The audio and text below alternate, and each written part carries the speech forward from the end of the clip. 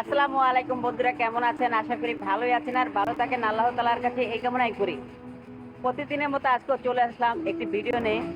এই মাদামে কাজ করে, ওনার 10 বছরের প্রবাস জীবন, উনি কয় টাকা সঞ্চয় করছে এটা জানবো আর কিছু মন্তব্য আমি করবো। তো ভাই, এই 10 বছর প্রবাসে আপনি কয় টাকা নিজের অ্যাকাউন্টে রাখছেন? 10 বছরে ভাই কিচ্ছু নাই, সব শেষ। তারও যদি 2 সপ্তাহ মিলে গিয়ে দিয়ে দিচ্ছি, বাড়িতে ঘর বানাইছি, বোন বিয়ে দিচ্ছি, ভাই বিয়ে দিচ্ছি, সব এভাবে চাইছি। নিজের জন্য আর কিছু রাখা হয় না। আসলে আমি ঘরের বড় ছেলে, যারা ঘরের বড় ছেলে হয় তাদের কিছু রাখা সম্ভব হয় না, কারণ তাদের উপরে পুরো ফ্যামিলির চাপটা তাদের উপরে যায়। আর মা বাবা হইতে, ভাই বোন যা হয়েছে, নিজের ভবিষ্যতের চিন্তা, ঘর বাড়ি করতে হবে এই চিন্তা, সব আপনার কিছু নাই, সব শেষ। একটা বিল্ডিং ঘর করতে গেলে কত টাকা খরচা হয় সেটা তো জানেন। কত 30 লাখ, বর্তমানে 30 লাখ তো ছাত্রী করতে গেলে যে অবস্থা, আরো বেশিও যায়। 30 লাখ তো কমই, 50,000 ভাই। এই 30 লাখ টাকা 10 বছর জমান যায় না, বহুত কষ্ট ভাই, বেতন নেই। একটা 5 তলা ফাউন্ডেশন করতে গেলে মাটির নিচে আপনার 15 লাখ খাওয়ান লাগে। তারপরে ধাপে ধাপে তো আছেই। নর্মাল কথা বলছি, এর বেশি তো আমরা দেখতাম না।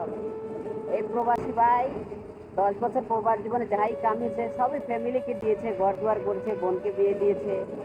মা বাপ বিয়ে তো করেনি, মা বাপকে দেখতে হচ্ছে। তো সবশেষে একটা কথাই বলবো, রেমিটেন্স রেমিটেন্স পাঠান, পরিবার পরিজন সবাইকে দেন।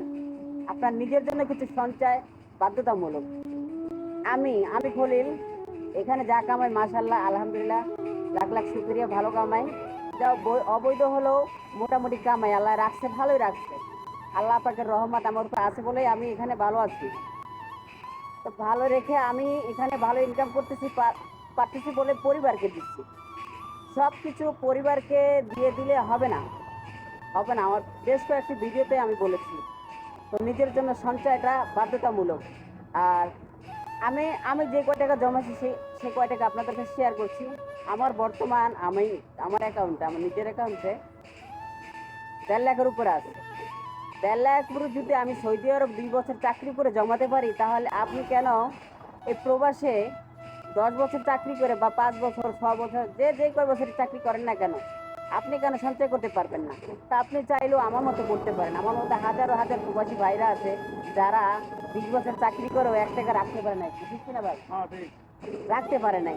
তবে রাখাটা বাধ্যতামূলক, রাখবেন ভাই। আপনি যদি না রাখতে পারেন, দিন শেষে পরিবারের কাছ থেকে কিচ্ছু পাবেন না, কিচ্ছু পাবেন না ভাই। আপনার বাংলাদেশের ছুটিতে যান না, 2 মাস বেড়াতে যাবেন, 2 মাসের জন্য তো বলে 1 মাসের মাথায় আপনার পকেটের টাকা শেষ।